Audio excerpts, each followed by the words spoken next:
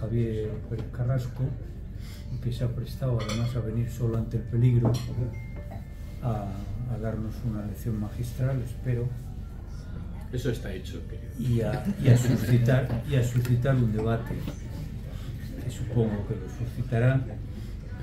Y hoy hay que darle la bienvenida pues a una serie de personas, porque ha habido algunos miembros de este grupo que se han movido y bueno, vienen personas nuevas a las que les damos la bienvenida. Por ejemplo, a Cristina Criado, a Manuel López Benito, que se viene desde Digo, conjuntamente con José María. Son de fiar, ¿eh?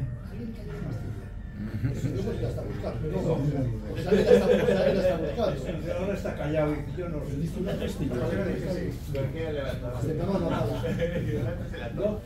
Tenemos a Emilio Ucha también. Iba a haber venido Pepe Gándara, pero el pobre lo tenemos con COVID, creo. Entonces es mejor que no haya venido, por si acaso, ¿no? Pero a la próxima le esperamos. seguro. A la próxima le esperamos.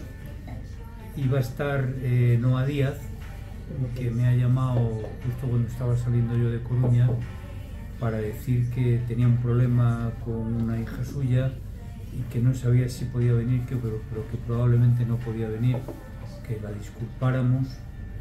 Que es la gente que yo tengo aquí señalada en la lista para darle la bienvenida. Y los demás somos un poco de los de siempre, ¿eh? Creo que Fernando está llegando ya también, ¿sí? Perfecto, ya somos uno. Hola. Pasa Fernando Jiménez. Bien. Pastilla y todo ya. No es la Viagra. Por el todo. Tenemos en este momento un poco quizá que comentar alguna pequeña cosa. Ya sabéis que Galicia Debate, sin ser nada, ¿sí? Porque seguimos siendo ácratas, no somos ninguna organización, somos un grupo de personas, tenía en el Digital Mundiario una sección desde hace 3 años, ha hecho en octubre, y bueno, pues ahora nos han ascendido de rango, se ha renovado el tema y ahora somos una edición dentro del periódico que es como un periódico dentro de otro. Tenemos nuestro propio periódico que tiene su portada, su plan, su parte de firmas para escribir artículos, etcétera, más las intervenciones y las reseñas, los anuncios de las convocatorias, etcétera, ¿no? También hay que comentar, bueno, a las personas nuevas que este es un grupo que lleva algo más de 5 años funcionando con este nombre. Algunos de los veteranos ya habíamos estado antes en otra aventura parecida, que ahí sí que no tenía ni nombre, no éramos nadie, pero tampoco teníamos nombre. Esta vez por lo menos nos llamamos Galicia Debate. Y bueno, pues vamos creciendo, porque ya está formado el grupo que va 1 año y pico funcionando, el grupo de Coruña, que el día 16 tiene la próxima intervención. Te has olvidado el móvil.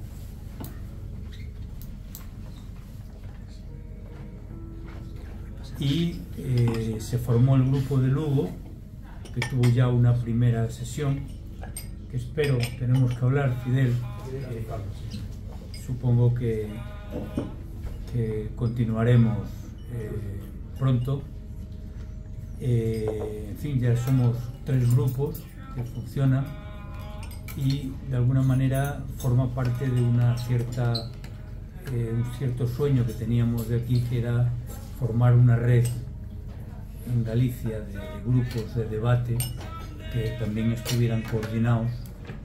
Entonces, bueno, pues por ejemplo, los grupos de Lugo y de Coruña saben que hoy estamos reunidos. ¿Por qué? Pues porque lo que organiza cada grupo se pasa al chat del grupo, de los restantes grupos, se saca en la página web, que un poco la llevan un poco entre José Luis y José Manuel, en la ausencia de Jorge, que es el que se ocupaba más de ella y el que la montó. Y por otra parte sale digamos en la edición Galicia Debate de Mundiario, que os recomiendo. Lo que hacemos normalmente es que a todo ponente que pasa por aquí, primero se le invita a participar las veces que quiera. Estás invitado, aparte de las gracias que te damos, y además le sumamos, digamos, a la lista de difusión, porque además tenemos una lista de difusión con todos los miembros de los grupos y gente relacionada, gente que quiere estar informada aunque no participe directamente, a la que se le envían todas las actividades, los artículos que se publican, etcétera, para mantener esa red de conexión y de información adecuada. Entonces un poco quería dar esta pequeña explicación, es decir que bueno, somos un poquito más mayores, ya incluso un poquito más importante, ya tenemos un periódico dentro de otro, pero lo tenemos portada propia, etcétera. En un diario ya aparecemos en la barra de arriba, una de las ediciones es Galicia Debate, ya pinchas allí y entras directamente en Galicia Debate.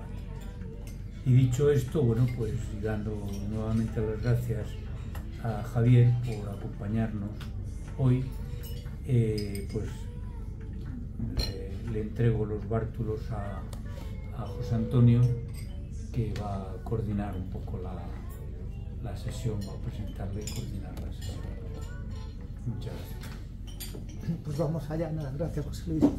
Y el tema que tenemos hoy, profesores para la educación en el siglo XXI, es un tema importante, es un tema además de que todos sabemos, todos pasamos por el sistema educativo, por la educación obligatoria, por la no obligatoria y continuamos tal. Y luego además somos familias de hijos e hijas que acuden al sistema, otros somos parte de él en algún sentido y todos estamos involucrados además como sociedad, ¿no? Si una sociedad tiene tres pilares que yo por lo menos considero que debieran ser fundamentales, la educación es uno de ellos, la sanidad, que fue el tema del último debate, es otro de ellos, y seguramente la justicia es otro tercer pilar. Todo lo demás o viene por añadidura o funciona si estos tres seguramente funcionan bien. Es un pilar con la enfermedad esa del hormigón que llaman. Bueno, como todos los pilares aguantan el edificio, tienen sus dificultades, ¿no? Pero por eso estamos aquí, ¿no? Para hablar sobre eso y además con Javier, que tiene lo que tiene. Yo no quiero introducir así demasiadas cosas sobre el sistema educativo, porque si no, para que te ponemos a mí, faltaría más. No me pises la charla. Efectivamente. Entonces, a riesgo de que hasta ahí podemos llegar. A riesgo de que nos ocurra eso, me dedicaré básicamente a presentarte. Y porque si por algo hemos traído a Javier, Dios santo. primero lo diré porque nos conocemos hace mucho tiempo, somos amigos y además contaré por qué, para compartirlo con todos. Es decir, Javier, entre sus múltiples habilidades, además de todo lo que sabe educación, es tenor, y tenor de todo. Soy tenor. Y seguramente desde tanto como en el sistema educativo. Llevo, no, más. Bueno, 40 años. desde el Orfeón Terranosa hasta múltiples coros y ahora... En el coro de la Sinfónica de Galicia, cuidado, esto hay que decirlo. Y ahora con el coro de Adela. Y ahora con el coro de Adela. Que Operación es Taberna.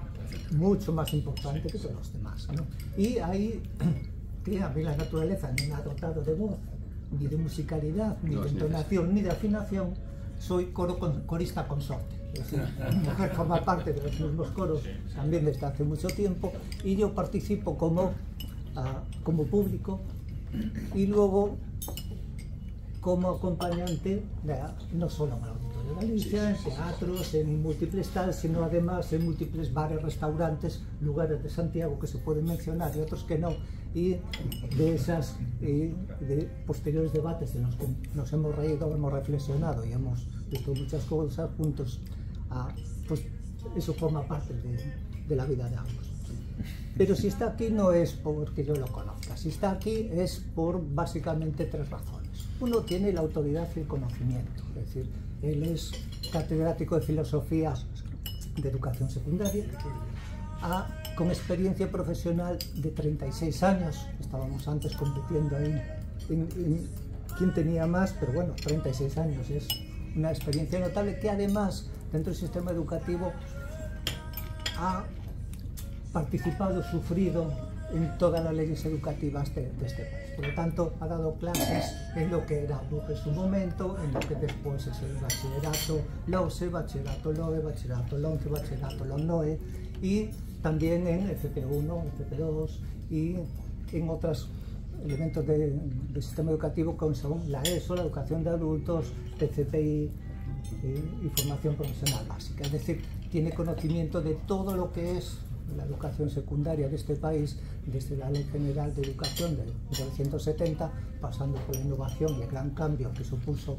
la LOSE en 1990, que fue acompañada, en fin, de un terremoto auténtico en cambios conceptuales y de aplicación, sobre todo para el profesorado, para la enseñanza, y luego además en toda la aplicación de las otras leyes educativas principales, como son la Ley Orgánica de Educación de 2006 y todas sus modificaciones 2013, 2019, etc.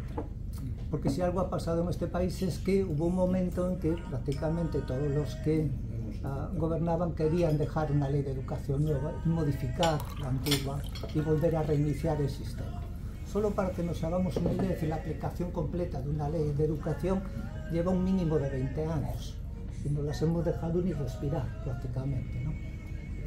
Y además también como elemento de reflexión así básico, después él contará muchas más cosas, es decir, tenemos además todas esas leyes que en el fondo sí modifican, cambian muchas cosas, pero solo para reflexión, con esa misma ley tenemos varias zonas de España que tienen desarrollos y resultados educativos tremendamente divergentes.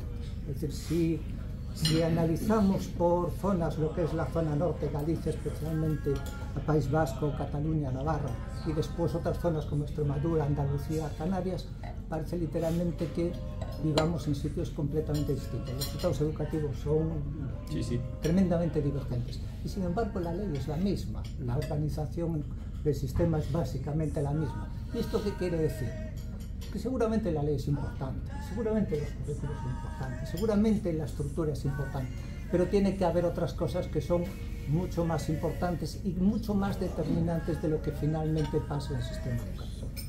Como decía antes, Javier está aquí porque tiene todo ese conocimiento y toda esa experiencia acumulada, pero además no solo ha dado clases en todos esos niveles, sino que además ha participado como profesor, jefe de departamento, jefe de estudios, director de centros, tiene además toda la experiencia organizativa de todo el campo. Por supuesto, como padre de hijas que han participado en el sistema educativo y además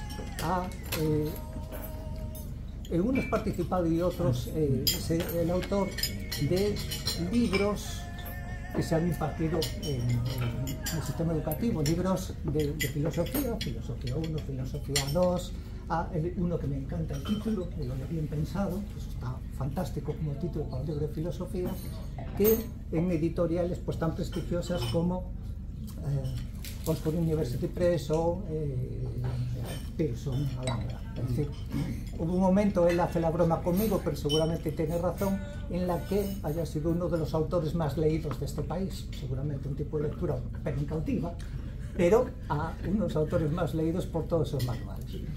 Pero además de la experiencia, este conocimiento tiene otro elemento que es clave, que es la reflexión sobre el trabajo, sobre el sistema y sobre el sistema educativo, que es gran parte de lo que queremos que hoy comparta con nosotros.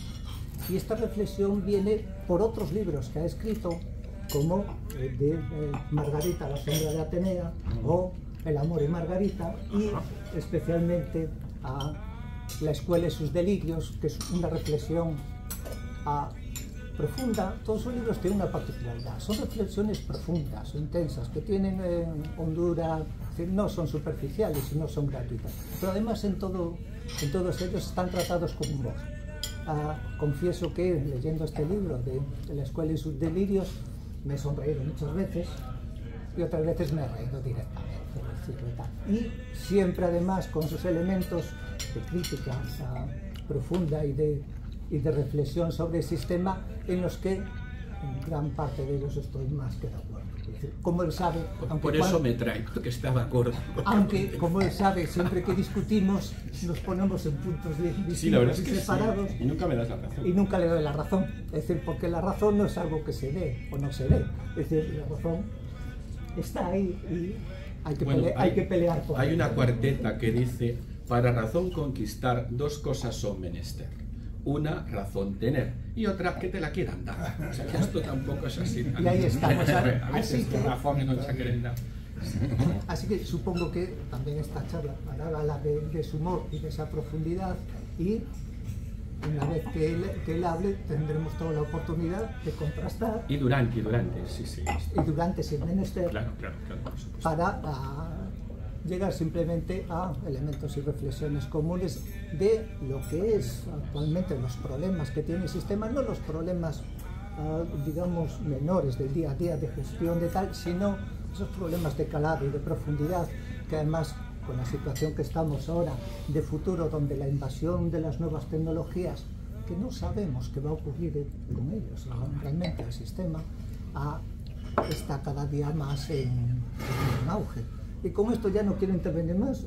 Has hecho mal en no acabarte en la sopa. Esto es un sistema muy complicado, tengo que decirlo. Es complicadísimo. Porque si algo hacemos aquí es torturar a los invitados, enseñándoles la comida y no dejándoles comer. Yo me imagino que a vosotros, como a mí, os dirían que no se habla mientras se come. Y pedíamos... Esto es un principio elemental de buena educación y realmente me ponéis en una situación muy difícil, que espero solventar del lado de no comer, porque si no sería muy raro venir aquí a oírme masticar. Pero te habíamos avisado, ¿eh? Sí, no, me habéis avisado. Que conste que te he dado la oportunidad, así que... Muchísimas gracias por invitarme. Los que venís aquí por primera vez, espero que de mi intervención no saquéis conclusiones equivocadas. Seguro que las que vienen merecen la pena y no os desconectéis por culpa mía. Sería una responsabilidad pues muy desagradable, ¿no? Voy a comenzar mi charla, que es una charla. Entiendo, él me dijo, esto es una conversación entre amigos, pues conversación entre amigos. Me interrumpís cuando os parezca oportuno, me interpeláis o incluso tomáis la palabra y seguís, porque probablemente vuestras intervenciones sean más interesantes que las mías. De hecho, voy a empezar con una riña, ¿no? Una riña que a José Antonio. Voy a explicar por qué no se debe traer a un profesor de enseñanza media a hablar de educación. Los profesores de enseñanza media somos un gremio muy raro. Yo durante 36 años he sido lo que mis alumnos llamaban, en lenguaje técnico de la jerga profesional, el de filo. Yo era el de filo, porque muchas veces era yo solo, ¿no? Así que soy profe de filo, he sido profe de filo. Los profes de filo damos un montón de cosas, no os creáis. Yo he dado hasta en mecánica agrícola. Por cierto, una experiencia educativa interesantísima, en Santa Coma. ¿Qué es un profe de filo en enseñanza media? Un profe de filo en enseñanza media es un incompetente. ¿Por qué es un incompetente desde cualquier interpretación social mínimamente sensata? Pues porque la perspectiva desde la que a mí se me juzga profesionalmente es la siguiente. Como filósofo no vale, porque si valiese estaría en la universidad. Y esto es muy sensato. Si yo tuviese una formación filosófica lo suficientemente relevante y tuviese una producción lo suficientemente relevante, pues me estaría perdiendo el rato aguantando adolescentes. Esto se le ocurre a cualquiera. De hecho, recuerdo una ocasión que una catedrática de filología gallega me dijo que el único mérito, el único requisito para llegar a catedrático de medias era tener una salud razonable, cosa a la que yo me apunto, porque espero tener una salud razonable. Me pareció que si ese había sido mi mérito, estupendo, porque lo iba a disfrutar. Y tenía razón, un poco de razón tenía, esto. Pero luego además yo soy profe, es decir, me dedico a enseñar, ¿no? Y como todos ustedes saben, los profesores no somos los que tutelan el saber sobre la enseñanza. Los que tutelan el saber sobre la enseñanza son los expertos educativos. Expertos educativos hoy que incluye fundamentalmente pedagogos, psicopedagogos, psicólogos, sociólogos y economistas, y últimamente se han incorporado los neurólogos. Pero jamás verán ustedes que a un profe como yo se le presenta como experto educativo. Nunca. ¿Qué es un experto educativo? Esta es una buena pregunta, ¿no? Los expertos educativos, desde mi perspectiva de docente, tienen tres características fundamentales. Una, indican cómo gestionar una situación que no sufre. Esta sería la primera, ¿no? Digamos que lo que se dice en términos taurinos, ven los toros desde la barrera. Esto supone que su saber nunca está contrastado con la experiencia. Es un saber autorreferencial, que se reproduce en un limbo propio y cuyos claves de dinamismo interno resultan un arcano para cualquiera que proceda de fuera. Yo no entiendo las leyes de educación. Esto es así. Utilizan un lenguaje que creo que si lo reflexiono, lo desmonto. Dicho abruptamente. A ver, entre aquí, esto es una charleta, me pueden ustedes corregir. Yo creo que no existe la evaluación por competencias.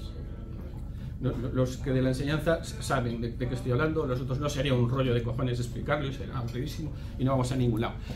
Pero las competencias que aparecen en la legislación son unos, es muy difícil precisar, pero unos constructos teóricos tridimensionales que definen una competencia, por ejemplo, aprender a aprender, en una dimensión es saber decir, en la segunda es saber hacer y en la tercera saber ser. Claro, yo llevo muchos años en la enseñanza. Cuando llegó la LOCSE hablábamos de conceptos, procedimientos y actitudes, y pasamos de conceptos, procedimientos y actitudes de la legislación de la LOCSE ahora a unas competencias tridimensionales que definen el conocimiento en esas tres dimensiones, saber decir, saber hacer y saber ser. Si ustedes preguntan ¿por qué? ¿Por qué hemos pasado de una cosa a otra? Yo no sé si alguien es capaz de explicar. Yo desde luego he intentado entender por qué hemos hecho esto y yo no he sido capaz. Bien. La segunda, no sé si dije una o dos características, la segunda característica de los expertos, la tercera de los expertos, es que llevan muy mal una interlocución interpares, voy a decirlo así a lo bonito. El experto, claro, es que esto es un problema metodológico de las sociedades terapéuticas como la nuestra. ¿Cómo se distribuye aquí el saber? Hay un problema, hay un experto. El experto indica cómo hay que solucionarlo. Y se lo indica a los titulares de la interacción social, a los protagonistas. A mí me dicen lo que tengo que hacer, pero nadie me pregunta. Nunca, jamás. Y he de decirles a ustedes que yo he intentado la interlocución. Porque yo no niego que yo no pueda aprender nada de los expertos de educación. Esto ni se me pasa por la cabeza. Claro que escucho y leo y atiendo. Lo que yo nunca veo es al revés. No existe ninguna gestión ni institucional, institucionalizada, en el que el saber que deriva de la praxis diaria de aquellos que protagonizan una interacción social como es enseñar, se ha recogido de alguna manera. No existe. Esto es una situación curiosísima. La hegemonía epistemológica que el experto educativo reclama para sí es de tal calibre que llega al insulto profesional cuando no se comparten sus supuestos. Si ustedes, claro, ustedes son gente sensata y me imagino que no leerán todas las cosas que se publican sobre educación, que es un asunto aburridísimo. Pero si leen, por ejemplo, el catedrático de Sociología de la Educación de referencia en España es Fernández Enguita. Si ustedes leen a Fernández Enguita en El País, alguien como yo, que considera que no existe la evaluación por competencias, y creo que lo puedo argumentar con seriedad, lo llama un fundamentalista educativo. ¿Están ustedes hablando con un fundamentalista educativo? Pero no solo eso, el catedrático de Psicología de la Autónoma de Madrid, Ignacio del Pozo, si no recuerdo mal su nombre, a los que, como yo, defenderían la configuración de un saber educativo en comunidades interpares donde los profesionales tengan algún tipo de representación y algún tipo de hacerse oír, ¿no? ¿Cómo los llama? Nos llama negacionistas educativos. En el mismo artículo nos pone a la altura de los que negamos las ventajas de la vacunación sistémica. Claro, esto no es ninguna broma. A mí lo que me están diciendo es que soy un burro. Claro. Yo soy un burro como filósofo y soy un burro como docente, porque el saber que yo necesito para desarrollar mi profesión no lo tengo. ¿Cómo traen ustedes un burro aquí? A hablar de esta cosa tan seria como es la educación. Esta es una buena respuesta. Sí, esta es una buena respuesta. Ahora, imagínense ustedes que son administradores. Un neurólogo por ahí escondido. Vale, pues que hable ahora o que calle para siempre. Sí. Claro, porque hay que insistir en que el profesional lo que hace es un ejercicio vicario del saber. O sea, te dice, a mí, por ejemplo, yo he tenido en clase, bueno, les voy a poner el caso más difícil. Cultura clásica, 12 alumnos, 11 con patología psicológica. 11. De 12. De 12 a 11, sí. Porque tienes Asperger, tienes síndrome de Down, tienes TDA, TDAH, depresivos y ansiosos. Así, este es el panorama más o menos. ¿Sí? ¿No? A mí me llega de cada uno de estos. Sí, sí. Y no lo hacen mal. A mí me llega el protocolo de cada uno de ellos. Protocolos que llegan a unos niveles de afinamiento sorprendentes. Por ejemplo, yo recuerdo que el protocolo para tratar a un TDA incluía no subrayar con rojo. Bueno, pues igual es una cuestión muy importante no subrayar con rojo. Pero lo que a mí me asombra es, primero, que se me exige desde un saber descontextualizado, porque el que hace el protocolo lo hace para este niño, pero yo tengo otros 11. Entonces, ¿qué fajo? ¿Qué fajo con él? Bueno, en fin. Y el segundo caso es que cada uno tiene el suyo, porque cada una de las patologías se cambia. Entonces, esto se convierte en una sorprendente institución a demanda. Bueno, dicho esto, imagínense ustedes que tienen a un incompetente profesional. Casi es una contradicción en los términos, ¿no? ¿Cómo gestionar un incompetente profesional? Bueno, pues la única forma para que un incompetente profesional como yo no haga daño es dedicarlo ¿a qué? A una tarea imposible. Esto, por cierto, refleja inteligencia por parte de la administración, porque lo racional con un incompetente es proporcionar una tarea imposible. Porque si la tarea fuese posible y dedicas a esto a un imposible, le dedicas a un competente, pues estás, desde el punto de vista de la gestión de recursos humanos, es un desastre. Pues, ¿qué hay que hacer? Pues le ponen a ustedes a hacer algo imposible. ¿Qué es imposible hoy en día? La escolarización en los términos en los que se plantea. ¿Cómo se plantea la escolarización? Que no educación, ¿eh? Con esto hay que ser escrupulosísimo. Una cosa es educar y otra cosa es escolarizar. Son dos cosas distintas. Bueno, pues se plantea del modo siguiente. La escuela es aquella institución donde se reconcilian todas las necesidades derivadas de la reproducción social, todas las aspiraciones vocacionales y todas las actitudes y capacidades de los que están allí escolarizados. Esto es lo que se nos pide. No tengo que insistir en que esto no es posible. Que ninguna...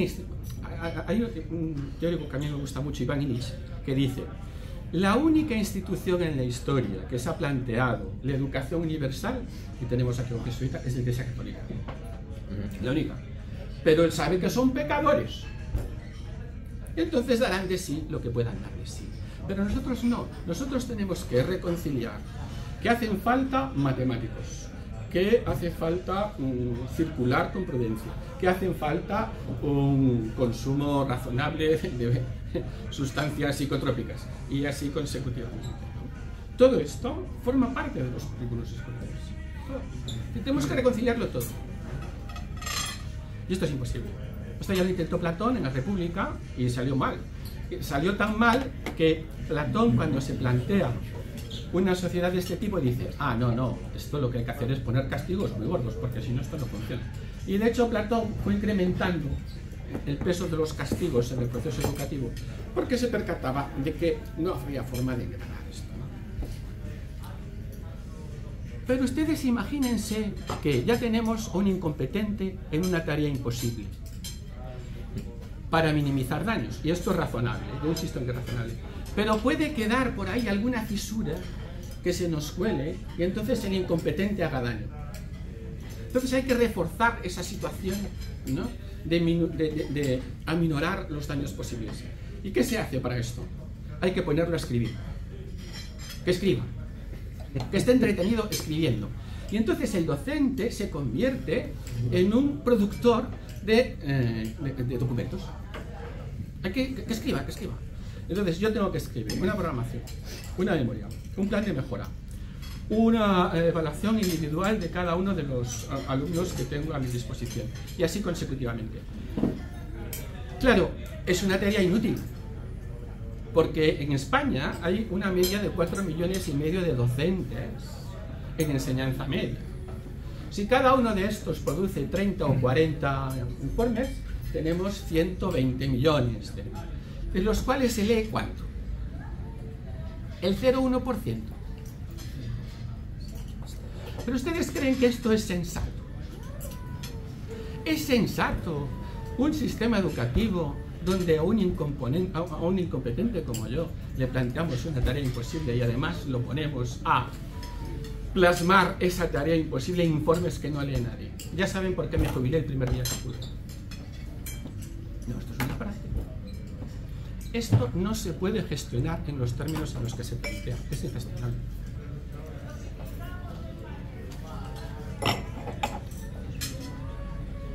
Bueno, siendo estos los mimbres del asunto, y que ustedes han traído aquí al más incompetente de los profesionales sobre educación, tengo que decir que o son do Ribeiro e o viño está moi bo.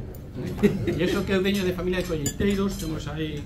De feito, viña a vir unha botella para facer propaganda, pero despois non me pareceu axeitado, unha cosa así un pouco incómoda, ¿no? Era este. Pero temos un tinto, porque o bo do Ribeiros é o tinto, non o blanco, pero xa falaremos desto, que é moito máis interesante. La próxima que veñas para esa. Claro, trae botella.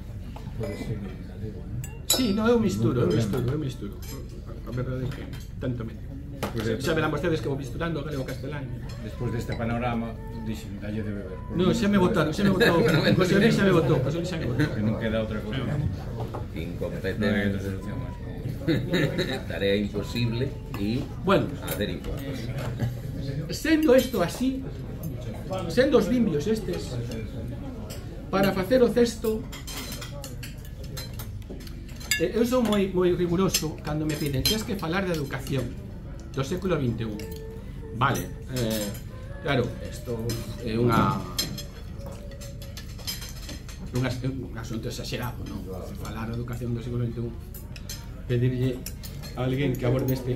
Pero, como a min gusta falar de educación, e o que vou decir é a título de incompetencia, agradezolle que vostedes me corrixan en todo o que lles parece oportuno, e imos cumplir a petición. Antes, Javier Benito, podías invitar a todo el mundo a leerse un currículo de una materia que conozcan de secundaria. Solo por ver el contexto de lo que... É unha patoloxía. Está... Bueno, sí. Consellos para a educación no século XXI. Primer consello: hai que diferenciar educación e escolarización. Isto é capital. Unha cousa é a escola e outra cousa é a educación. Pero ademais, a escola pode pouco. A capacidade de socialización da escola hoxe en día, frente aos outros subsistemas sociais de socialización, a saber, tecnoloxía, mercado, en fin, é mínima. De feito, antes dixo José Antonio, por que carallo coa mesma lei no País Vasco temos unhos resultados educativos? Porque a escola pode pouco. Esta é a cuestión. A variable fundamental no proceso educativo hoxe en día é o nivel educativo dos pais. É a máis relevante. É a máis relevante. A escola pode pouco. Non só pode pouco, cada vez pode menos. Cada vez pode menos. Porque os recursos dos outros subsistemas sociais son cada vez maiores. Isto levaría a tempo. Bueno. Segunda cuestión, hai que liberar a escola do espacio simbólico que ocupa. E cal é o espacio simbólico que ocupa? Isto analiza moi ben, hai un filósofo canadiano, Charles Taylor, que fala do proceso de secularización europeo. Taylor é un tipo fino e distingue a secularización en Estados Unidos, non vai así sobre tanto, pero di unha cousa moi interesante, e é que no proceso de secularización e da man de ilustración aparece o que eu diría que é un mito, o mito da sociedade racional. E o mito da sociedade racional é o mito de que unha sociedade pode detectar todos os seus problemas de reproducción social e pode resolverlos todos. Eso é xusto o que simboliza a escola. Non hai problema social que non este recollido na legislación educativa, ao que non se lle pida á escola que lle dé a resposta. Non hai un, para calquer tipo de discriminación social, para calquer tipo de problema formacional, roban os matemáticos. Por certo, non andas cos carniceiros, que fan falta carniceiros, porque ese é outro tema, non? Pero bueno, eso tocarían despois, non? Esta é unha tarefa imposible, pero hai que explicar por que é imposible. E é imposible por dúas cousas. Bueno, xa dixen que pensar que hai unha armonía preestablecida entre reproducción social, vocaciones, capacidades e actitudes, isto, en fin, é unha creencia, eu creo que enxeña. Pero é que, ademais, utilizando un esquema de análisis weberiano, as sociedades complexas como a nosa están compartimentadas en subsistemas sociais. Hai un subsistema económico, un subsistema político, un subsistema familiar. Cada un deles ten unha lógica propia. Todas esas lógicas están representadas na escola, porque os individuos participan de todos esos subsistemas. E esas lógicas son antitéticas. Entran necesariamente en conflicto. E non hai solución, nin dialéctica, nin cultural, para solventar isto. Non hai, non existe. É imposible. Voulles por un exemplo tonto, porque, bueno, o libro este do que falaba de la escuela de sus delirios aborda eso, trata de explicar. Porque, claro, aquí todo o mundo fala da escola sin contextualizar, e sen ver as contradiccións externas nas que ten que sobrevivir a propia institución. Dice, lle voulle por un exemplo tonto. Supoñamos que Joselito está en segundo de bacharelato e cumple 18 anos no 2 de outubro. Joselito, porque xa cumpliu 18 anos, ten maioría de edade. Se o pai lle pide as notas, pode dicir que non. Se os pais van a falar cos profesores, o Joselito di, cararite que te vi, es non. E así consecutivamente. Isto é moi razonable dende o punto de vista da técnica xurídica, porque a técnica xurídica demanda que as condicións de cumprimento dunha norma sexan obxectivables, e temos que ter un criterio de madurez dende o punto de vista da técnica xurídica para decir, vostede agora é maior de edade. Dende o punto de vista educativo, un disparate, pero total e absoluto. Si con 17 anos, 11 meses e 29 días Xoselito é gilipollas, con un día máis, perdón a expresión, pero xa dixen que isto é unha charleta, con un día máis vai ser gilipollas máis ainda, porque o feito de empoderalo é dicir, hostia, soy gilipollas e encima, cara, yo soy mayor de edad, de puta madre. Isto é un disparate. E se é maduro, vai non ser igual. Isto non é unha broma, no día a día dun centro. Non se crean, Isto é un problema do caralho, porque tens que ter en conta con quen que estás a falar. Non te puedes largar así a la venga, porque el titular del asunto se te puede rebotar. Supongamos, esto que me pasa a mí, lo que voy a contar. Usted tiene una alumna llorando en clase con dolor de regla, 16 años. ¿Vale? Bajas a consejería. Mira, dame un ibuprofeno. Sin permiso por escrito de los padres, nada. Pero vamos a ver, hace 6 años. Pódese casar. Pode traballar por conta propia. Pode decidir operarse ou non operarse. E non pode decidir tomar un ibuprofeno. Ai non, porque nós temos unha responsabilidade educativa, está na propia institución, pode ter unha reacción alérxica, a nena morre aquí, matache aquí. Entón lle preguntas a rapaza, pero mira, ti tomas ibuprofeno? Sí, es lo que hago en casa normalmente. Chamamos os pais, pero os pais non collen, porque os pais están a traballar, comprendes? Entón teño a rapaza chorando. No, yo no lo hago, yo cojo el ibuprofeno y se lo doy. Pero tengo muchos colegas que no lo hacen. No, y es razonable. ¿Pero esto qué es? Estos son los conflictos. Los conflictos sistémicos recorren todo el sistema educativo. Todo. Tenemos un conflicto con la tecnología inmenso, con la política, porque, porque nuestra política es una política democrática y la escuela no es democrática. Hablar de escuela democrática es una contradicción en términos. Porque la escuela se fundamenta en que hay asimetría de saber y responsabilidad, y si no, no hay escuela. Y en la democracia es justo al revés. Lo que hay es simetría de conocimiento y responsabilidad, y si no, no hay escuela. Y si no, no hay democracia. Esta es la cuestión. Es decir, el voto no es un voto ilustrado. Esto es una de las razones por las que un tío mío no votó a favor de la Constitución, porque dijo, ¿cómo? O meu voto vai valer o mesmo que o de Moriño. Hasta aí podemos chegar. Bueno, se rían ustedes, es la gran objeción clásica respecto de la democracia como sistema de legitimación del poder, porque se desvincula del saber. Esto es interesantísimo, esto dame para otra charla, ¿no? Pero solo apuntarlo. Estás invitado. Gracias. Solo apuntarlo. Claro, para un hombre clásico, manda quien sabe. Esto es, a Platón, no sé, vamos, a Platón, esto hasta Maquiavelo, a partir de Maquiavelo la cosa empieza a cambiar. Pero no se les ocurriría pensar, ¿cómo va a valer todos los votos? Porque se habla mucho de la democracia en Atenas. La democracia en Atenas era el 5% de la población ateniense. Eran los niños de las familias bien que se dedicaban al rollo, porque además había muchos que no se dedicaban al rollo completo. Excluía a los metecos, a los extranjeros, a los esclavos, a las mujeres, a los menores de 30 años. ¿Qué me estás contando de vuelta? ¿Saben cuál es un ejemplo de institución democrática a rajatabla? Los conventos medievales, donde el abad en muchas órdenes por votación. Sí. Curiosísimo. Votación libre. Votación libre, sí. No era un mercado. También. Se compraba. Comento todo. Porque el mercado subyace siempre a la democracia. Vale, sigo. Sí, tercera recomendación. La escuela puede poco. Fuera lo que yo llamo la escuela totipotente. Hay que sacar a la escuela de ese lugar simbólico que ocupa de ser el titular de la agencia racional. Es decir, de el control racional de los problemas sociales. La escuela no está para eso, ¿no? Hay que crear una cultura educativa.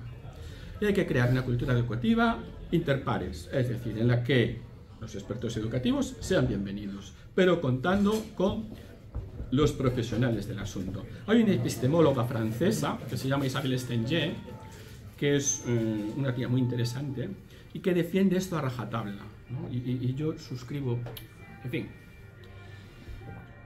El experto es el experimentado. Esta sería la idea. Es el experimentado. Y sin experimentación no hay experto que valga. No hay experto que valga. Y todos somos bienvenidos, porque la escuela, en fin, recoge aportaciones, todos. Pero no el régimen de tutela. Voy a decir una burrada así, en plan que a mí no me tutela ni Dios. O sea, pero cuando yo entro en mi clase, en principio, a pesar de todo lo que he dicho anteriormente, yo creo que me sé bandear. Y cualquiera que me quiera decir a mí qué es lo que tengo que hacer, tiene que escucharme a mí también. Y no puede ser que la relación sea la de los antropólogos con los indios Yanomami, porque en el fondo lo que tenemos es eso. Los tratan como indios Yanomami. Este es el asunto. Un antropólogo puede ocupar la cátedra de Harvard, pero un indio Yanomami no. Un antropólogo puede ocupar la cátedra de Harvard estudiando los Yanomamis, pero lo que diga Yanomami de su cultura nunca lo llevará a una cátedra. Esto es muy interesante. Sí, sí. Cómo se distribuye el conocimiento es una cosa curiosísima. Sí. Hay que simplificar. Hay que simplificar. No podemos tener cursos con 13 asignaturas. Eso no vale para nada. Eso es una estupidez. Por debajo de 3 clases semanales, ninguna intervención educativa tiene sentido. Miren ustedes. Los profesores de música de primaria dan 1 hora semanal por grupo en primaria. La media de alumnos que atienden a la semana son 450 niños. Es que hay cosas que una vez que se dicen ya no hay que comentarlas. No hay que comentarlas. No. Es curiosísimo esto. Los expertos educativos siempre hablan de la ratio en las clases, pero nunca hablan del cómputo global de alumnos que uno tiene que tutelar. Esto no está en ningún lado. ¿Por qué no está? Es una cosa tan evidente como eso. Bueno, pues que falta experiencia, claro. Pues esta es la cuestión. ¿Por falta experiencia? ¿Cómo va a educar a 400? Bueno, en fin. Lo de la música en primaria es... Creo que es un cantante de coro. En secundaria, pero es... Ya, pero no es comparable. Sí, bueno, 2 horas. Sí. Y es el doble. No, pero sí es cierto que eso es un problema que no, los que tengáis hijos en secundaria, porque luego a todo esto se suma la adolescencia, que ya comentarás. Pero que te... No me meto ahí. Los que tengáis hijos en secundaria, es decir, muchos alumnos de secundaria ni siquiera son capaces de decir todas las materias que tienen, porque no es posible. Bueno, pero imagínense ustedes, claro, es que ustedes no están en el ajo, ¿no? Que el profesor le explique la evaluación del niño a los padres por competencias. Bueno, puede sufrir un atentado. No, básicamente es sí. Desconexión a través de a partir del primer minuto. Vale, bueno. Voy a seguir. En la escuela necesitamos delegación de confianza. La escuela solo funciona porque hay una delegación de confianza. Nuestra confianza es vicaria. O se confía en nosotros o esto no funciona. Porque si no hay confianza entre el docente y su estudiante, ya me dirán ustedes qué carajo estamos haciendo. Les voy a decir más. La erosión de la relación de confianza entre el estudiante y su docente hoy está tan erosionada que llega a ser neurótica. Yo antes les decía que soy un incompetente, pero además soy un incompetente neurótico. Y les voy a explicar por qué. A mí me pasó lo siguiente. Salía de segundo de bachillerato y delante de mí una alumna con la que yo me llevaba muy bien, muy guapa. Entonces pasó a su lado una niña de primero de eso, amiguita de ella, ¿no? 12 años y tal, y le dio una palmada en el culo. Esta chica se giró y lo primero que vio fui yo. ¿Por qué soy un neurótico? Soy un neurótico porque en esos segundos yo pensé que mi carrera educativa se había acabado. Yo ya he interiorizado eso. Ya lo he interiorizado. Todo este proceso de laminación de la... Porque claro, si hay un experto educativo, ¿por qué coño tiene que confiar en mí? Y la propia existencia del experto es un cuestionamiento de mi competencia profesional. Cualquier delegación de conocimiento del experto hacia mí como profesional, lo único que hace es minimizar mi posición. Lo único que hace es comprometerme. Lo único que hace es dificultar mi trabajo. Porque mi trabajo solo funciona con transmisión de confianza. Solo. Por cierto, estas cosas nunca se miden. Porque claro, se mide lo que se mide en educación, ¿no? Pero esto es dramático, ¿eh? Esto es dramático. que los procesos de reproducción social, y la escuela forma parte de ellos, se hagan desde la desconfianza, esto penaliza enormemente el sistema. Pero enormemente, ¿eh? No saben ustedes hasta qué punto. Que yo tenga que hablar con una alumna, yo no lo hago, ¿eh? Porque, en fin, ya ven que soy carillo, tal, ¿no? Porque cuando tratas con adolescentes, esto es muy convulso, tal, y los hay que tienen que buscar tu lado humano. Y bueno, es responder. Y esto a veces exige conversaciones a puerta cerrada. Y yo tengo que hablar con una niña de 18 años, por muy cachonda que esté y por mucho escote que tenga, con una puerta cerrada. Y si alguien piensa mal, es su problema. El problema es que institucionalicemos el pensar mal. Este es el problema. Esto es un problemón.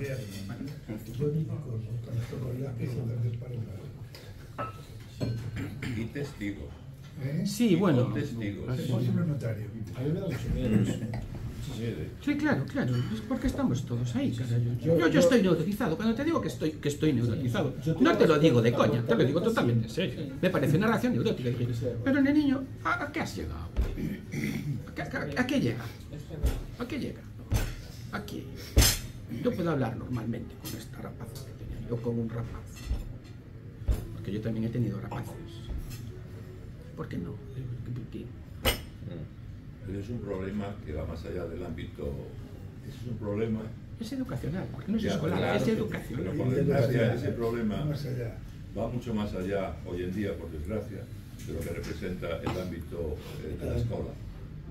Porque realmente, ¿no? Es dar todos los días de rabiosa actualidad, los problemas de opinión de género están supeditadas, ¿no?, a una manera de entenderlas mayoritariamente aceptada y que muchas veces puede ser injusta, cuando no, como bien dijiste, costarle la carrera o la vida a más de un hombre o mujer, porque yo no distingo entre el hombre y la mujer, pero sí señalo la problemática de una circunstancia, como lo acabas de comentar, que tú la comentas en el ámbito de la escuela, que efectivamente es así, que ahí es crudamente real y potente, por la cantidad de ocasiones que se pueden producir circunstancias susceptibles de ser malentendidas, que no ocurren en la vida civil, por decirlo así, en la escuela sí, y no solo, insisto, de hombres con mujeres, sino de profesoras con alumnos,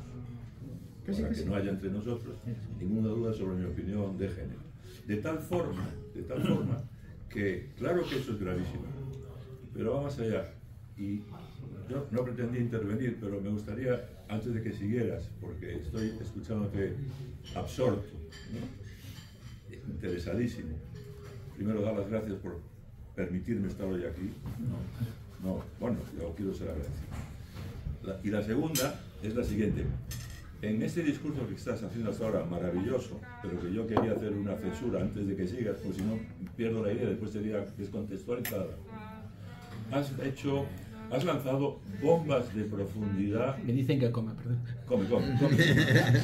Y yo obedezco, dicen que es honjeado. Has lanzado unas bombas de profundidad interesantísimas que además yo prácticamente suscribo en su totalidad, con algunas diferencias que yo no soy experto. Pero quiero a ver si lanzas la bomba atómica. Y la bomba atómica es, siendo desde mi modestísimo punto de vista certero el análisis y la descripción de la situación, de la educación, de la escolarización, de tu vivencia magníficamente expresada, y en esa dualidad asimétrica entre los expertos y los docentes experimentales, yo creo que los expertos no son idiotas. Saben como tú que la situación es esa. Y ahora viene la pregunta, a ver si cae la bomba. ¿Por qué? ¿Por qué uno de los pilares, como defendió nuestro moderador, que es la educación, con la importancia que tiene a todos los niveles, pasados, presentes y futuros, por qué hay esta disfunción entre los expertos teóricos, que saben perfectamente y probablemente contigo a solas llegarían al mismo diagnóstico, y los mestres que estáis todo el día en la trinchera, ¿por qué se maneja y se sigue manteniendo esta circunstancia y no se cambia? Cabrón, ¿por qué? ¿Por qué los expertos no quieren cambiar la educación en España? A ver si cada uno. Me estás preguntando, que diga ¿por qué pienso yo que pasa eso? Sí. Bueno, yo creo que pasa porque la nuestra es una sociedad del positivismo ideológico. Esta sería mi respuesta. ¿Qué es lo que esto quiere decir? Nosotros somos... a ver, esta sería otra charla también, ¿eh? Cuidado, porque esto... Estamos tocando... Intentamos introducirla. La esencia de nuestra cultura. La esencia de nuestra cultura. Nosotros somos, desde el siglo XVIII, una sociedad ilustrada. Yo por sociedad ilustrada, y aunque suene... Lo estoy diciendo y suena un poco pedante, ¿no? Yo por tal... Pero bueno, sí, es algo que he pensado yo. Esto es así. Esto me ha quedado... Bueno, perdonad. Creo que sociedad ilustrada es aquella donde su sistema de legitimación, entendiendo por sistema de legitimación aquello a lo que puedes apelar en un discurso público para justificar bien una posición teórica, bien una iniciativa práctica, esto es, incluye la ciencia para el conocimiento, la técnica para la eficacia y la democracia para la legitimación del poder político. Estos tres quedan excluidos: la filosofía, el arte y la religión. Tú no puedes justificar un discurso público diciendo, porque lo dijo el filósofo tal, el religioso cual o el artista cual. Pero sí, si dices el científico tal, el tecnólogo tal. Bien.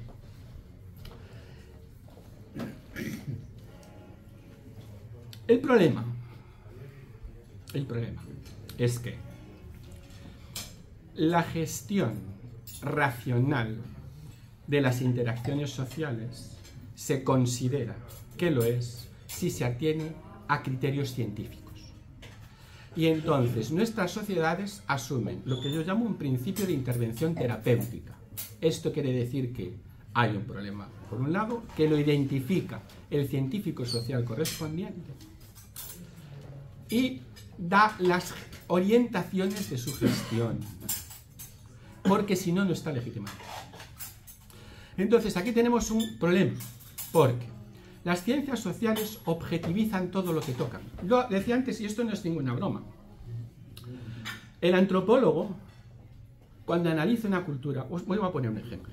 Hay un antropólogo americano, Barry Harris, que es el padre de una corriente que se llama el funcionalismo antropológico. Y este tío tiene un estudio muy famoso de la vaca en la India. La cosa es muy simple. Para Harris, que es un biólogo que asume el paradigma evolucionista, las culturas son estrategias de colonización de los recursos energéticos del medio. Entonces, todas las instituciones sociales se tienen que interpretar desde ahí. ¿Por qué la vaca es un tabú religioso en la India? Dice Harris, esto hay que explicarlo desde este principio metodológico. Entonces, ¿qué tengo que ver? Cómo funciona la vaca viva y cómo funciona la vaca muerta. La vaca viva funciona de tal modo que me sirve de transporte, me sirve como elemento energético porque con la bosta de la vaca desecada se hace fuego, se enlucen las paredes, me sirve para hacer los surcos, ¿no? ¿Qué pasa si la mato? Que me la como y se acabó. Desde el punto de vista de la evaluación de rentabilidad ecológica de la vaca me sirve mucho más viva que muerta. Y entonces dice Harris, por eso no la matas. Pero el hindú te dice, no es por eso. Yo ya sé todo eso. Eso ya lo sé. Pero yo la mato, no la mato, porque es el símbolo de Shiva. Y ahí lo que tenemos es un problema de colonización de la interacción social. Si yo asumo una estrategia de gestión científica de las interacciones sociales, que es la que mi positivismo ideológico me demanda, yo no tengo por qué hacerle caso a los interlocutores que presiden la interacción social. Porque el experto soy yo. Claro, este es el asunto. Lo que pasa es que, desde mi punto de vista, la interacción social educativa es una interacción social entre personas. Es personal. Y la persona no es un concepto de las ciencias sociales, porque metodológicamente no se puede utilizar. La maravilla de la educación, que además se llama fracaso escolar. La maravilla de la educación es que el alumno te puede decir que no. Esa es la maravilla. Esta es la cuestión. Por eso, de lo que se trata es de una convivencia en libertades. Yo entiendo muy bien a mis alumnos que no quieren estar 32 clases encerrados. Antes se me olvidó decir una cosa. La institución escolar no puede gestionarlo todo, entre otras cosas, porque la institución escolar es una institución que desarrolla las sociedades sedentarias. Las sociedades nómadas no tienen escuela, por razón obvia, no la tienen. Pero es que yo tengo niños nómadas. Yo tengo niños que me hacen nómadas. Ellos no cuestionan lo que yo les doy allí. Lo que cuestionan es estar encerrados, coño. No quieren estar encerrados. Claro que no. Y eso es insensato, hombre. Lo raro es que funcione lo otro, ¿eh? O sea, tener a críos de 16 tacos, 32 clases, más 1 o 2 de actividades extraescolares, más 1 o 2... Esto es una cosa rarísima. Lo que pasa es que perdemos de vista porque nos connaturalizamos con el asunto. Pero mira, yo he tenido alumnos, yo tuve un alumno gitano, que su ilusión era irse a trabajar con el padre a hacer palés. Un tío de 16 tacos, de un 85, así. Tener a ese niño ahí era una tortura, hombre. Era un tormento. Hay que tener muy poco corazón para no arbitrar para este pobre muchacho un sistema de educación no escolarizado. A mí me parecía muy sensato. ¿Qué hacía el pobre? Cuando no podía más, porque llegaba un momento en que no podía más, el tío, claro, normal. Tú eres nómada y te tienen allí preso. Entonces, iba una profe y decía, ¡puta! ¡Oh, jefatura de estudios! Un mes expulsado, decía, de puta madre. Claro, un mes expulsado, claro, obviamente. Sí, señor. Era un chico no educado. Para nada. Pero para nada, tú hablabas con él. Era un chico perfectamente educado, que sabía lo que quería, que es mucho más de lo que muchos de nosotros podemos decir, que tenía un proyecto de vida sensatísimo, tenía una novia en Zaragoza, quería ir a casarse con una novia en Zaragoza, etc. Hay niños que nacen nómadas en sociedades y lo normal es que se reboten. Y hay que recuperar la extrañeza de que un adolescente quiera aguantar ese rollo 32 clases a la semana. Hay que recuperarla, no puede ser, no puede ser. No. Además, es una institución clasista, porque solo modela inteligencias vinculadas al texto, a los lenguajes formales y a los lenguajes naturales. Y todo lo demás queda excluido. Todo lo demás. Es una cosa muy rara. Yo he tenido alumnos, yo he dado en mecánica agrícola, lo decía antes, que dije, una experiencia educativa maravillosa. Pero claro, ahí no vas a ir, yo tenía clase de ética, no les voy a contar a Aristóteles. Entonces, el rollo era, me lo pasaba fenomenal, por cierto, aprender a que hablen uno y callen los demás. ¿Qué más quieres? Esto, por cierto, pasa muy pocas veces. Veo que pasa aquí, que es un sitio, una cosa rarísima, por la que les felicito. Pero esto pasa muy pocas veces. Y aquellos chicos eran torturados todos los días, ¿no? Porque tenían un profesor loco de física que llevaba allí y le ponía unos problemas con las resistencias, los ohmios y los amperios. Y aquello, yo entraba después del de física, ¿no? Y veía aquellas caras mirando al encerado con odio, con la yugular hinchada. Y entonces entraba y decía, ¿qué pasó? Cajo, no creo. Unos niños que los metías en el taller y desmontaban el motor del tractor y lo volvían a montar. Pero estos pobres no. Tenían que ser obreros ilustrados, conocedores de lo más granado de la tradición cultural occidental, sabedores desde Séneca Virgilio hasta los últimos entresijos de la comunidad ideal de diálogo de Jürgen Habermas, pasando por las leyes fundamentales de la materia de energía. Esto es un disparate. Esto es un disparate. Porque la escuela es clasista y reproduce solo un tipo de conocimiento vinculado al texto, lenguajes formales y naturales. Y nosotros, los profes, somos clasistas. Porque cuando queremos orientar, decimos siempre igual. Yo recuerdo comentarle, de aquellos 12, uno acabó el bachillerato. Uno. Los otros hicieron formación profesional. Encantados. pero encantados. Yo tengo niños allí en chapa y pintura, felices. Cuando llegan a chapa y pintura, respiran. Es una delicia verlos, profe. Porque estos, cuando yo entraba en clase, decían, ¿qué tal, Alex? Profe, hasta los collos de instituto. Claro, un tío sensato. Era un hombre sensato. Allí no pintaba nada. Sí, pero sensato. A mí me parece una cosa. A mí me parece muy sensato, ¿eh? Por eso llamarle a eso fracaso escolar es una barbaridad. Es una cosa demencial. No. Fracaso escolar no es fracaso educativo. Ni fracaso escolar es fracaso personal. Eso son bobadas. Lo que pasa es que hay, como la escuela es la encarnación de la agencia racional, ¿no? La escuela está sacralizada porque a la sociedad le interesa. Esto sería, hay una cuestión interesante, ¿no? En el fondo la escuela cumple una función de falsa conciencia. Es decir, la bomba atómica. Ahí viene. no, es que es esto. Cuando usted dice, no, porque tenemos que desarrollar una cultura de la integración de las minorías y tal. Lo que tienes que hacer es una política de integración de las minorías, macho. Lo que tienes que ir es a los procesos de redistribución de renta. ¿Qué es lo que pasa? Que como ahí no te atreves, porque esta es la cuestión, ahí no te atreves, entonces decimos, no, ya integramos en la escuela. Tararí que te vi, la escuela integra un carajo. Esta es la cuestión. Y entonces jugamos a autoengañarnos. Esa es la función de la escuela, ¿eh? Es una especie de gigantesco delirio colectivo, ¿no? Que además te toca gestionar a ti. O sea, yo como docente tengo que responder a cualquier situación de aula, independientemente de las personas que tenga ahí. Es una cosa ridícula. Es ridículo. Pero creo que el problema este de los expertos nace de ahí, del positivismo ideológico. Entonces, tendríamos que reivindicar lo que Aristóteles llamaba el saber prudencial. En las relaciones humanas, donde las personas con las que hablan te pueden decir no, el saber nunca es científico, es prudente. Tú ofreces prudencialmente y tienes que estar siempre abierto a que te digan, no, por ahí no. Tenemos que gestionar procedimientos educativos de no escolarización en los términos en los que se dan. Claro. No hay que torturar a la gente. La tortura es una cosa muy fea. Está muy mal.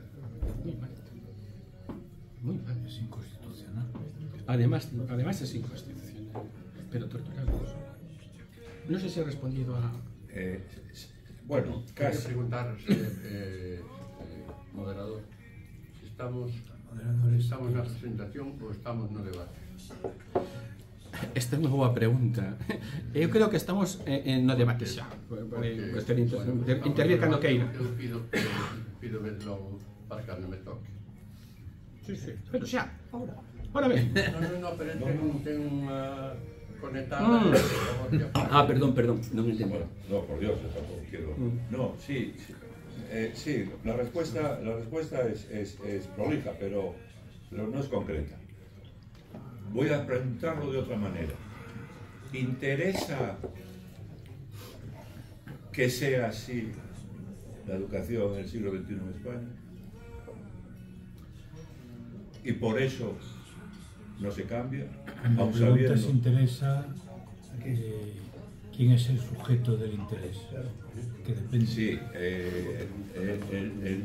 el sujeto de interés es...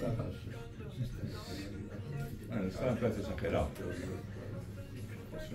La educación nos hace libres. El grado... o no.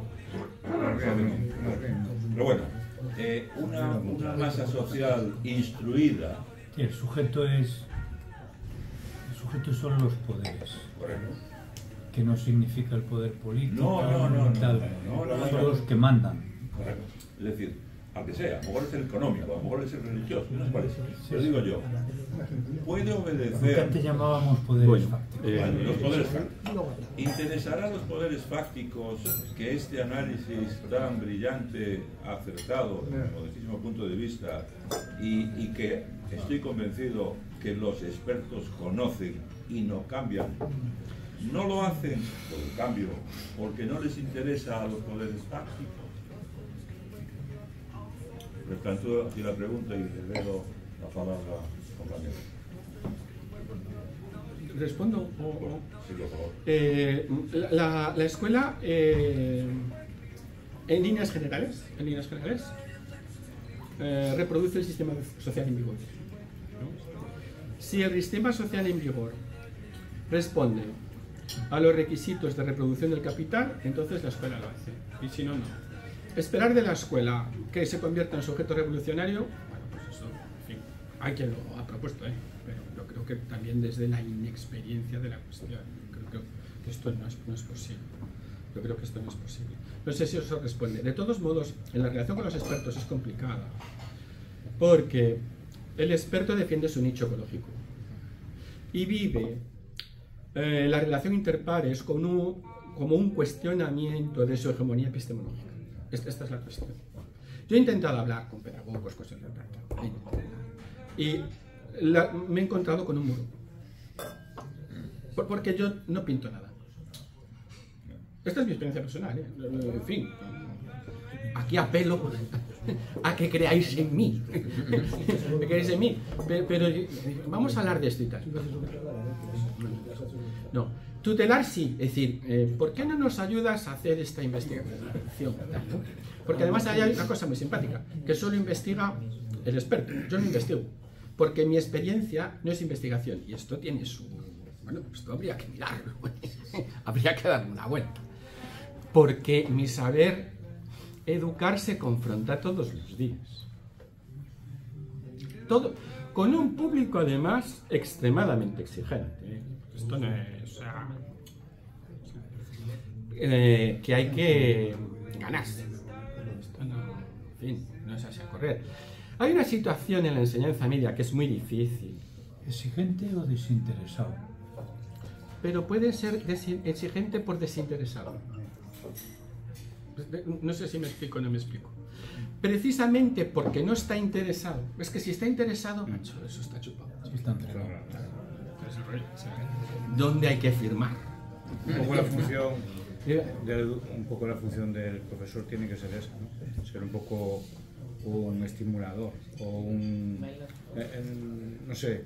Ojito con la estimulación. La motivación es un producto social. No. Esto es que estoy que aquí soy muy beligerante. Es decir, yo no gestiono ninguna motivación particular. Te voy a poner un ejemplo. Los más malotes de mis niños, cuando llega el carnet de conducir, estudian con todos los procedimientos de la enseñanza tradicional. Se chapan el código. ¿Por qué? Porque el carnet de conducir es el carnet de conducir. Porque la motivación se construye socialmente. Esto de que el profe se crea una motivación ad hoc para cada una de... Bueno, esto es una broma. Bueno, cambio entonces la intervención. Digo, un curador, un tutor, si a ti te interesa esto, vete por aquí. Es una relación humana. Un asesor. Es una relación humana. Y como todas las relaciones humanas, tiene una dimensión, en nuestro caso, que es estrictamente disciplinar, porque yo enseño filosofía y aspiro a enseñar filosofía, Es decir, el meollo de mi asunto, filosofía, psicología, antropología, ciencias sociales, políticas, en fin, un montón de cosas que tengo acá. Pero después está la dimensión humana. Y en la dimensión humana, pues como es humana, entra todo. Entonces yo, si soy interpelado, porque en esto hay que ser también muy delicado. Y muchas veces de lo que se trata es de esperar, no de tomar la iniciativa. No, en esto hay que ser muy delicado. Pero si se da el caso de que todos los problemas están en la escuela. Si yo tengo un hijo al que le ha suicidado el padre, si se acaban de divorciar, si no le llega el dinero a fin de mes, bueno, yo he tenido alumnos con unas tragedias personales sólidas, ¿no? Padres alcohólicos pegando a la chaval. Por cierto, uno de mis mejores alumnos era de padres alcohólicos que le curraban. Un chico de 16 años. Y lo vestían los vecinos y le daban de comer los vecinos. Y este chaval, bueno, salía adelante porque te encuentras casos realmente gratificantes, ¿no? Son gratificantes. Es la vida abriéndose paso, ¿no? Es la vida abriéndose paso. Hay que recuperar la dimensión poética de la enseñanza también, Es muy bonito esto de compartir el mundo. Cuidado. No solo en esto, en todo, habría que recuperar la dimensión poética que la estamos perdiendo. Todo es ciencia social, no. Hay la dimensión poética en ver crecer a la gente. Y es muy gratificante, cuando después hablas con tus chicos y tal, es una delicia, es una cosa. Porque además, incluso que se acuerda de ti, es una cosa insólita. Tenemos una palabra ahí pedida. Sí. Perdona, casi después de felicidades a los organizadores, o ponentes, a gente, a todos, pero casi me avergonzo falar do que vou falar, non? Porque eu, a empezar, eu non considero que haxa expertos de nada. Porque os expertos hoxe, a palabra experto tende a sinonimizarse coa palabra, coa termo especialista. E o especialista está nunhas áreas tan concretas, que non ten modo. Eu, por exemplo, mismo, non? Eu uso unha cepa por apnea. E ao cabo de 20 anos vou a un dentista e dime, tú que tes cando os dentes rascan uns cos outros, como se chama? Bruxismo. Tú que tes o bruxismo? Los hace pero vamos a dar tamén un aparatiño e tal, e tumba. Superei o bruxismo, eu podo dormir co aparatiño tranquilamente. Ahora, o señor de neumoloxía non viu nada máis que a miña apnea. A miña boca non mirou para nada. E o da miña boca non mirou para nada tampouco da neumoloxía. Digo, expertos. Expertos non hai. Os expertos, os especialistas están mediatizados pola súa carreira profesional. Non todos teñen unha visión tan amplia como pode ter. Podemos estudiar? Sí, claro. Gracias. Como podes ter ti, pola túa profesión. Están pendientes da súa condición de funcionario, da súa condición de empresa tal. Realmente colles, digamos que, ángulos moi pequenos da diversidade de cada problema. Eso é o punto número 1. O punto número 2, dicías tú, bueno, é que fulano ten cento e pico de alumnos e son menos de 3-4 horas a semana. Eu, como entre un compañeiro e eu na Facultade de Dereito, chegamos a ter, xa fai anos, exactamente 2 equipos de fútbol. Pero claro, eran 2 equipos de fútbol multiplicados, eran 1111 alumnos para 2 profesores. Con circunstancias moi concretas, xa estou curado de espantos, non? Pero eu quería ir a outro sitio. O sentido da universidade. O sentido da universidade ten un sentido, digamos, chega un momento que en gran medida ou en maior medida profesionalizante, non? Profesionalizante.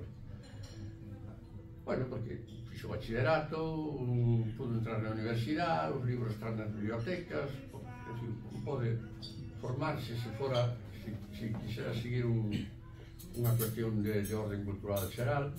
Se quere xa unha cousa de tipo profesionalizante, tamén pode ir aos ciclos, que en España é unha pena que están abandonados como están abandonados, e todo o mundo vai á universidade.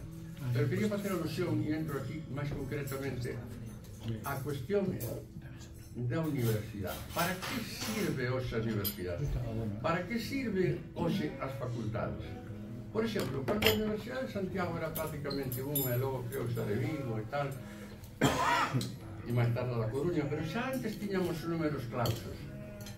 Como se facía os números clausos? Chegaba o decano que falaba con non sei que, o de Dereito, éramos tantos. Chegaba o decano de políticas e números clausos tantos. Non había el más mínimo estudio de un experto, bueno, niño experto, que con un carácter flexible nos dixera aos centros a nivel España, e se podera ser incluso un pouquinho a nivel comunidades autónomas, pois cuántos, de maneira flexible, cuántos abogados precisa usted, cuántos economistas precisa usted, cuántos médicos precisa usted, E entón, así foi indo para arriba, os números clausos indo para arriba, excepto medicina, se hai algún médico que me perdone. A medicina Hai algo. Pero se está aquí presente que me perdone. Bueno, pois que me perdone. A medicina é sagrada, curiosamente, medicina tiña un números clausos especialísimos, non? En que salísen os laboratorios andantes, os chavales da Facultade de Medicina. Pensadísimo, porque pola mañán había que estar no hospital, por aquí, na facultade, e pola tarde na privada. Entonces, claro, pues, en fin, uno se apega a sus apegos, ¿no? Uno se apega a sus apegos. E además, fijadevos, son que siguen 6 anos, que me parece moi ben, así como me pareceu unha barbaridade baixar os 5 anos os 4, que sigan 6 anos nas facultades de medicina e non nos 4. Que estudios, que discusión houve? Ninguna. Que discusión houve detrás da creación das universidades en España, así a toco mocho, das públicas, de repente, onde nos teníamos en Galicia con 2 millóns de habitantes, prácticamente de arriba a baixo, de repente temos 3 universidades, de repente temos 4 facultades de Dereito, 4 centros da UNED con posibilidades de estudiar Dereito, de maneira que ao final tú levantas unha baldosa en Chapeliña de abaixo, salen 6 abogados. Iso non é ir á Plaza do Obradoiro, non, aí salen turistas, non, salen 6 abogados debaixo de cada baldosa. Se tú queres estudiar sociología, ou terminando, se tú queres estudiar sociología, turismo, lo puedes estudiar con versiones ámbitas, con versiones varias.